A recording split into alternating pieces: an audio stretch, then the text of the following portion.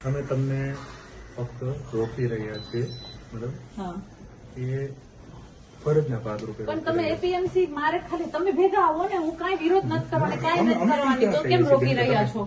અમે ક્યાં તમને કહીએ છીએ કે તમે વિરોધ કરશો? તો અમને જવા કેમ નથી દેતા? ફરજના ભાગરૂપે બેન, હું સમજુ છું અમને ફરજ એ તમારી, આપી છે તો એટલા માટે બેન સમજો. પણ સાહેબ ત્યાં અમે ખેડૂતોને મળવા ન જઈ શકીએ. કાલે તમારા અમારી સાથે આવ્યા હતા ને કલેક્ટર ઓફિસ, તો આજે આવો. ના, કાલે મારે તો ડ્યુટી તો તમે નહીં, પણ આ સ્ટાફ આવ્યા હતા ને, જે સ્ટાફ છે આ સ્ટાફ આવ્યા હતા, તો તમે આવો અમારી સાથે, ના ક્યાં પાડીએ છીએ. ને અમારા બધા કાર્યકર્તા ભેગા થયા છે. ના, વાત તમારી સાચી છે, હું સમજુ છું, પણ હું અહીંયા આવ્યો છું, મારા સાથે સ્ટાફ આવ્યો છે બેન. તમે 24 કલાક અહીંયા બેસાડી રાખો છો સાહેબ, હું ક્યાંય નથી જતી પૂછવા બહેનોને.